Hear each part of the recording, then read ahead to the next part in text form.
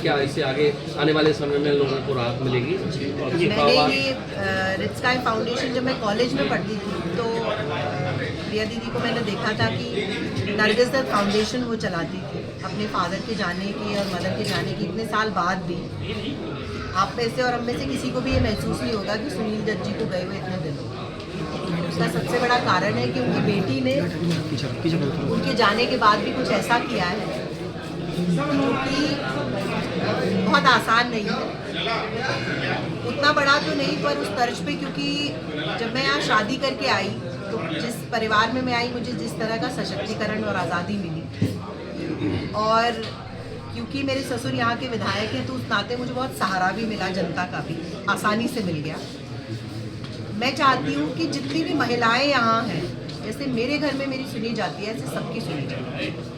जैसे मुझे अच्छी एजुकेशन मिली, अच्छी पढ़ाई मिली, दिल्ली यूनिवर्सिटी में पढ़ने का मौका मिला, दिल्ली यूनिवर्सिटी में चुनाव लड़ने का मौका मिला, ये सशक्तिकरण मैं चाहती हूँ कि इस जिले की सब महिलाओं को, सब बच्चियों को मिले। उसका कारण पैसे ना हो। बहुत लोग बहुत कुछ करना चाहते हैं लेकिन पैसे की कमी की वजह से नहीं कर पाते।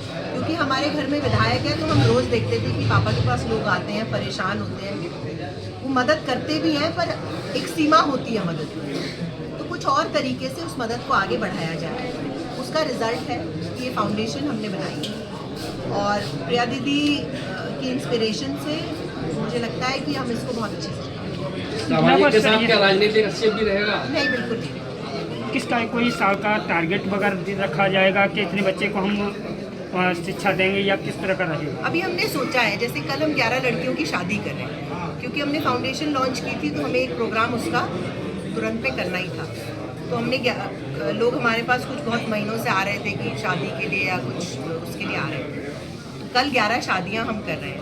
उसके बाद हमारा टारगेट रहेगा लगभग 50 और 100 के बीच में कुछ लड़कियों को हम एजुकेशन अप्रैल में जो नया सेमेस्टर चालू होगा उसमें हम देंगे। उसमें हमने एक क्राइटेरिया फिक्स किया है कि जिन महिलाओं के हस्बैंड नहीं है या परिवार की औसत आय जो है वो साल की 1,20,000 से कम है, उनका हम एप्लीकेशन लेंगे और फिर एक प्रोसेस के थ्रू स्क्रूटनाइज करके उनको एजुकेशन देंगे। हम हेल्थ में भी काम करेंगे और जैसे दीदी ने कहा कि नरगिस दत्त फाउंडेशन के साथ मिलकर भी बहुत बार मैंने देखा है कि जैसे आपने टाटा मेमोरियल हॉस्पिटल का नाम लिया, यहाँ से बहुत सारे लोग जाते हैं जो इलाज के लिए वहाँ जाते हैं। कैंसर आज आपको पता है आजकल कितनी बड़ी प्रॉब्लम है और बहुत लोगों को हो रही है। तो उस नाते भी कुछ मेरे फादर लॉ की मदद से और कुछ दीदी की मदद से, उनकी मदद से यहाँ जैसे मेडिकल भी ना बहुत रिच स्काई फाउंडेशन है और यहाँ तनु यादव जी ने शुरुआत की है और इसका आई थिंक उद्देश्य यही है कि हम बेसिकली विमेन एम्पावरमेंट और यहाँ की जो बच्चियाँ हैं उनको एम्पावर करें, शिक्षा के द्वारा एम्पावर करें और स्किल डेवलपमेंट के द्वारा एम्पावर करें। ये सब हाँ जी। मैडम, ये आपकी आज जो राजनीति हो रही है उसको लेकर क्या आपकी धारणा है? वो ज़माना अलग था, ये ज़माना अलग है, मैं उतना ही कहूँगी।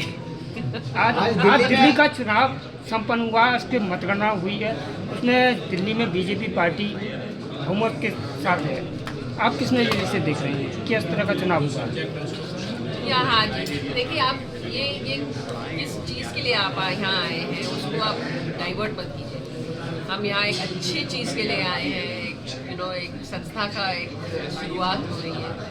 आई थिंक उसी पे सवाल करें तो बेहतर रहेगा। चलिए, कोई नहीं। अपना